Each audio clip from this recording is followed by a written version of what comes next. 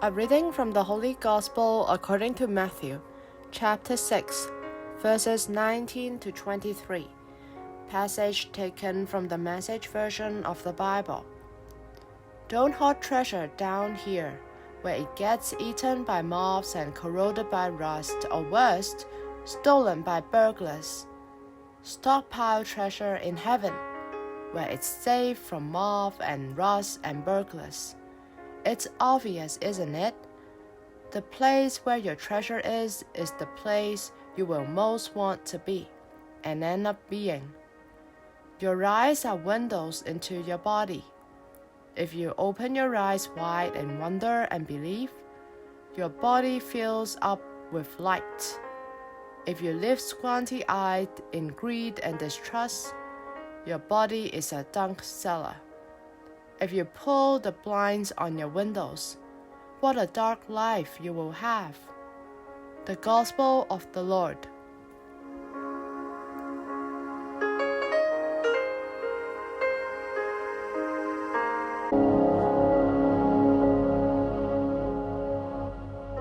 Reflections on the Gospel according to Matthew chapter 6 verses 19 to 23. Is it possible to live in this world without the basic financial backing or material riches? The story of the creation in the book of Genesis gives us an important lesson for our reflection. When God created the human being, the crown of his creation, he had already put in 5 days of work to create everything that the humans would need, that they would not be in want of anything. God created the universe and brought man into it and said, "This is all yours." Wealth and not poverty. In fact, wealth in abundance was the original plan of God. But the evil of selfishness, greed, and jealousy gripped the human heart, and the divisions between mine, his, hers, and yours, these all began to surface simultaneously from the beginnings of the human history. The stories of Adam blaming Eve, and Eve blaming the snake, and later Caine killing his brother Abel, were all results of selfishness, greed, and jealousy. Therefore, poverty was not intended by God, but the humans created it and perpetrated it. In today's Gospel, Jesus invites his disciples to identify and treasure the true wealth in God. Instead of gratifying one's greed for the riches of this world by storing up earthly treasures for themselves, genuine treasures in heaven are our capacity for love and thirst for truth.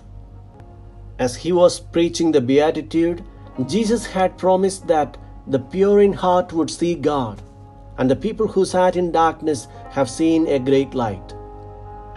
The presence and the impact of Jesus is that great light in the world, and this light would equip the disciples to fulfill Jesus' commission to be the light of the world. As an old saying goes, a tree does not eat its fruits.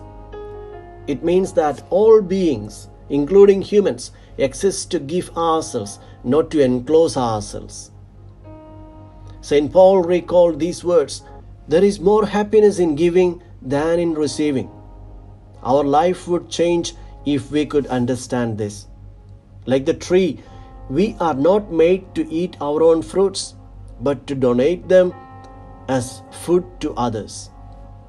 Just as fruits rot if no one picks them up, in the same way, our gifts turn out to be infertile if we do not put them at the service of others.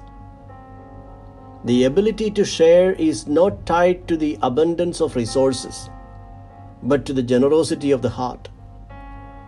The generous person, even when going through periods of scarcity, finds within himself the source of joy because, as Jesus revealed to us, there is more joy in giving than in receiving.